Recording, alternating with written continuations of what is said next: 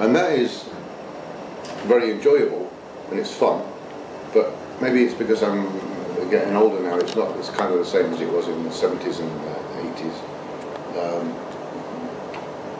But I guess I shouldn't really complain because I'm still working, you know, and people are still coming to see me.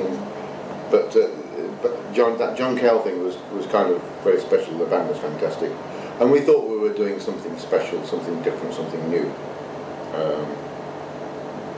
So that was exciting, and I always look for something like that. And some of the years with Robert Gordon were good. It was quite exciting because I'd just come to America, and he just had an album out. You know, it's about the late 70s. Best memory of a session in the recording studio. Oh, you know, I never answer that because people that I miss out will get pissed off. If I miss some, you know, if I say this guy, then this guy's going to get upset. Yeah. So I never answer that. Otherwise, because I want to work, I want to keep working, I want people to call me up. What do I plan for 2004? Well, first of all, I've got to find something to do for the rest of 2003. You know, I don't know what I'm going to be doing for most of 2003. We're only halfway through. There'll be a new album if I can get it together. I've been asked to do a new album, and they tell me if I want to come and do some more gigs in Europe, then I should have a new album. So I'm going to try and do a new album for the rest of 2003, and maybe in 2004, if that's successful, I'll come and promote it. Okay. So that's all your questions. Good luck from Mazal TV. This is Chris Spedding. Bye-bye. Okay, so thanks and watch yourself, and don't forget www.mazaltv.com, the only French TV dealing with rock and roll. Now it seems that I have to ask myself the questions and answer them. So, question number one. Who gave you the desire to become a professional musician? I can clearly say that was Rory Gallagher. I bought Live in Europe. The record when I was 14 years old, and it changed my life. I didn't understand it when I heard it first. I had to listen to it over and over and over.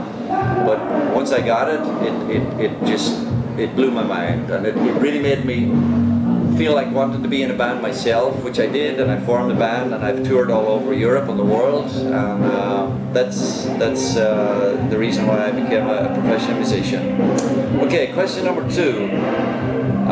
While you were growing up, who were your main musical influences? Well, on guitar, definitely Rory Gallagher, for the power and the rock and roll spirit. And my other favourite guitar player was actually Peter Green from Fleetwood Mac, who's complete opposite of Rory. He was a very gentle sort of guitar player, very slow, very mellow, but I loved the tone that he had, and I just loved the way he played. He was really one of those guitar players that could say more with one note than a lot of guitar players could say with 10 or 20 or 100 notes. So those are definitely my main two guitar players. Another band that influenced me an awful lot when I was growing up is an Irish band called Horselips. And they existed for about 10 years, between 1970 and 1980. All the kids my age, we were in high school and we used to sneak out. Our parents didn't let us go, and we would jump out the window. And we would often see this band because they were really phenomenal. Actually, they mixed Irish music with sort of rock music, and they were known as Celtic rock, sort of folk rock. And that was really an amazing band, and we were very, very lucky to have them in Ireland because they taught us a lot about how to put on a big show and put on a rock and roll show. So that was probably, I seen them live an awful lot. They influenced me an awful lot as well. Okay, number three. Not so sure if I understand this. What was your last musical crush of the past few years? I mean, what caught my attention or something like that? Is that the question? What caught my attention? Well, funnily enough, I think over the last couple of years I've started listening again to a lot of artists that I haven't listened to in a long time. I started listening to people like Jackson Browne, James Taylor, a lot of quiet folk people like that. I think I just got a little bit fed up with a lot of what I was hearing on the radio. It all sounded so much the same. It all sounded like record companies were controlling the artists. There didn't seem to be an awful lot of originality in it. And I guess I just started reaching back for artists that were really original and had something to say. So I think I ended up going back listening to some of those older artists. Now that's not to say that there are good bands, and there are a lot of good new bands, but that's just what I've been doing over the last couple of years. Okay, question number 4. What is your best memory of a tour? Okay, musical memory. A tour that you've seen. Well, a tour that I've seen, and also a tour that we were part of, because we played together with a band called the Red Devils, who are from Los Angeles.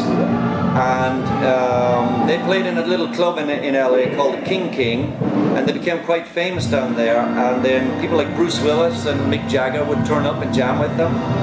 And they did a tour through Europe, and we knew the people who were promoting them. We ended up doing the tour together with them, and it really was a great experience. They were one of the grooviest bands that I've ever seen, and sadly the harmonica player Lester Butler died of a drug overdose a couple of years ago. A young guy, he was only about 30 years old, and that's a real shame. That was a super band, the Red Devils, and a tour that I've been associated with. Well, that would have to be Rory. We were lucky enough in '91, when he was still in good health. We got to tour Europe with him, and it was a dream come true. And I knew him pretty well, of course, and I knew all the guys in the crew. So it was really like one big family on the road, and it was great. It's difficult. It's hard to get words to describe it, but that was, of course, a real great musical memory for me. Question number 5. What's your best memory of a session in a recording studio? Well, I have to say honestly, if people don't know, when I call my band Albatross, we recorded 3 CDs, but we recorded them all live. So I'm the only guy in the world actually that recorded all my material live. So I don't have that much studio experience, but the last record I made, it was called Peace Within. And I recorded that together with a guy called Davy Spillane, who's a very famous uilleann pipe player. He's played with Brian Adams, and Van Morrison, and Chris Rea, and all these sort of people. And I was lucky enough to get to work with Davy in his own studio. And we recorded this piece of music called The Emigrant, which we finally ended up dedicating to Rory. But that wasn't the idea at the time. And I was in his studio, and he was playing this low whistle, and just as the song ended and he had this sort of a delay on the whistle, I was sitting in his studio, and his studio is in a beautiful location in Ireland. It's very close to the Cliffs of Moher. So I was looking out at the Atlantic Ocean, and I could see the water going like this, and the water and his whistle sort of made the same movement, and just in a flash all these things went through my head at the same moment. And I thought about all the Irish people that had to go abroad to find work, including musicians, and I thought of all these people who had to leave, who were called emigrants. And then I realised that actually Rory himself was an emigrant, because he had to leave Ireland when he started playing rock and roll, because at that time rock and roll wasn't really that popular in Ireland. And so the whole thing came together, and I thought of dedicating the track to Rory Gallagher, and I said it to Davy when he stopped playing, and he had just played with Rory had just played on Davy's record, and he thought it was a great idea. So that was an incredible memory from a studio session. And the last question, number 6, what's my plans for 2004? Well, everybody who knows me knows that I've always plenty of plans. Yeah. Towards the end of this year, I would hope to be back in the studio, recording songs for the follow-up to the Peace Within CD. And in 2004, I would hope that we'd be able to incorporate releasing that album, probably going on tour, because I'm not on tour as much as I used to be, because now I'm also quite busy with the internet, and we sell a lot of our records all over the world with the internet. So I would hope that both of those things would continue to be successful in 2004, and that I'll be able to find a good balance between being on my computer talking to people around the world that I can't get to meet, because of course we can't be everywhere at the same time, and that we will be able to get out on tour and meet some of them, which is what we have been doing this year. So, and just to be healthy, I guess, and wish peace for the planet, like I sang tonight. And I hope that people find the peace within themselves, and then there will be peace in the world. That's what I hope for 2004. It's live from my Albatross period, but we've digitally remastered it and added tracks to it. So that's a real live rockin' record, sounds good. This is part 2, volume 2, absolutely live, so it kind of goes together nicely with this. Mixture of powerful blues rock like Rory, ballads, sort of some acoustic blues, stuff like that, so it's a pretty good collection. And this one here is the one that we done with Davy Spillane. This is called The Peace Within, and this is kind of what the papers are calling Celtic blues. So we mix together blues music with Irish Celtic music, so uilleann pipes and stuff like that. This is really quite unique. There's nobody else mixing these two sounds together. So this is the studio album, and this will be the direction, hopefully, that the next studio album will be taken. Celtic blues. Okay. Thank you. Thank you.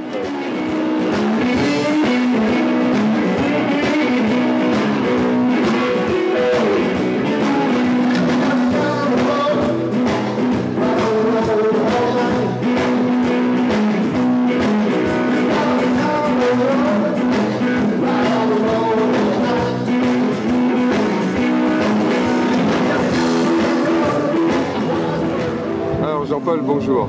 Présente-toi. Je me présente, je m'appelle Jean-Paul, j'ai des origines andalouses, donc je m'appelle Jean-Paul Avellaneda et je représente le groupe Merci. Ok. Alors, la première question. Qui t'a donné l'envie de faire de la guitare? Très bonne question. Je crois que c'est Chuck Berry. Que j'ai vu la semaine dernière.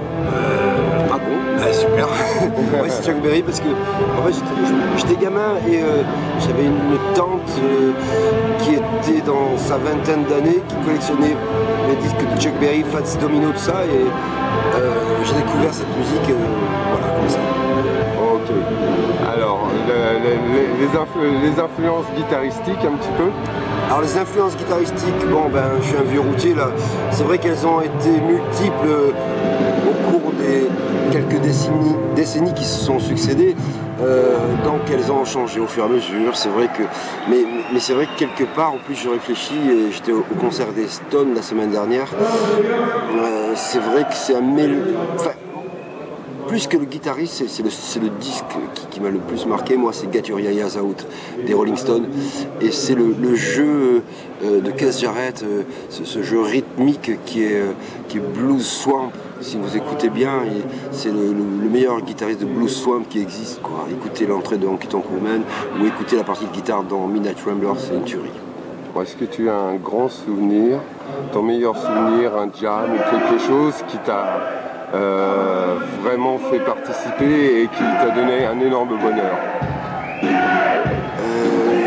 Oui, c'était une leçon de guitare que me donnait Luther Allison quand on était en tournée en Espagne, et c'était à l'hôtel. Et il me montrait tout simplement comment il fallait jouer Sweet Home Chicago, comment il fallait le penser.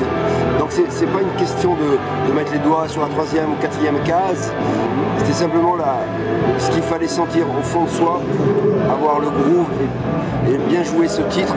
Et si on sait bien jouer Sweet Home Chicago par exemple, on sait jouer 50% du répertoire blues, à mon avis. Moi ce qui m'a le plus étonné, c'est le dernier Roy Rogers, qui est un CD Slideways, le titre Slideways.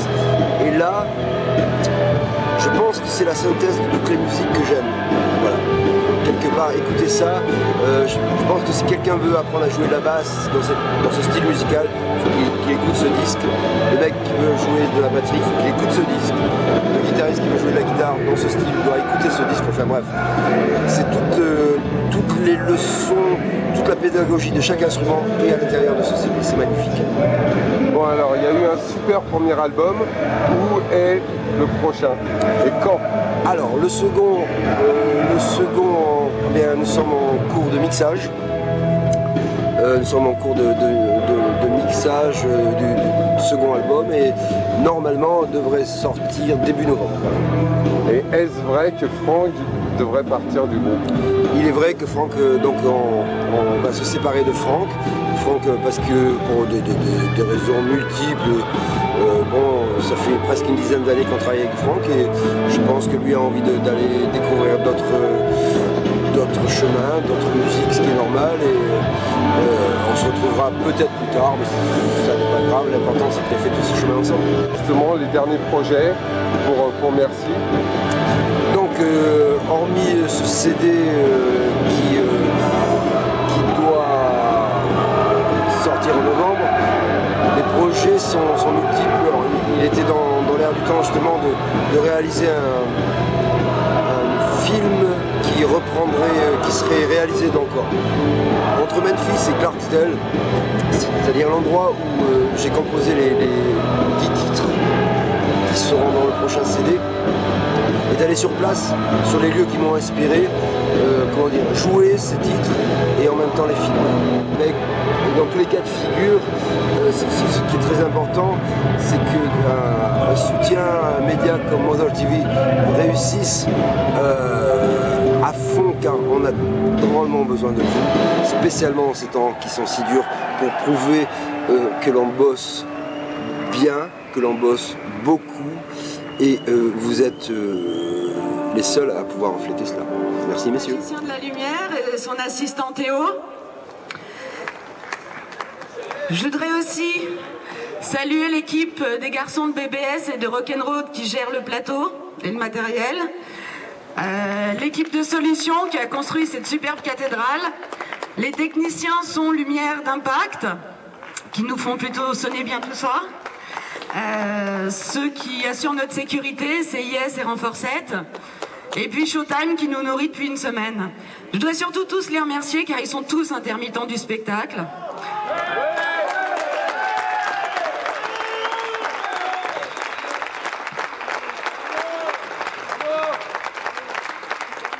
Ils sont solidaires de leurs collègues et pour autant, ils ont décidé que ce festival devait se tenir. Donc je tenais à les remercier pour leur fidélité à tous.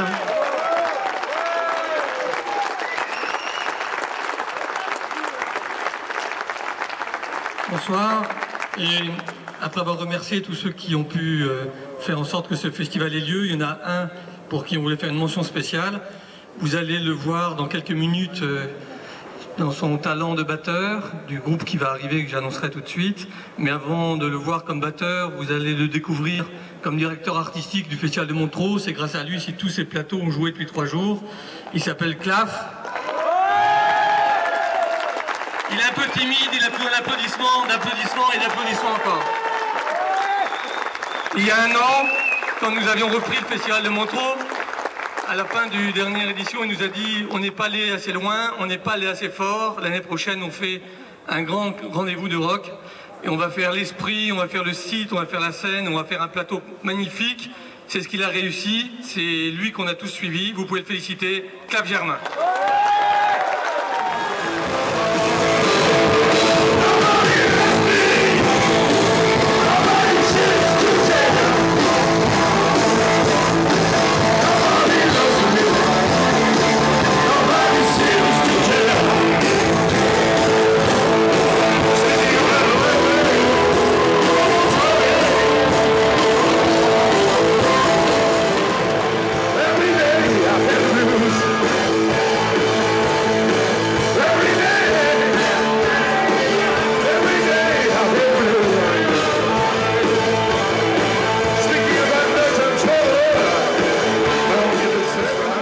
Vous allez voyager entre Houston et Austin Town, Texas. Et pour commencer, voici l'homme qui est le guitariste favori de Billy Gibbons.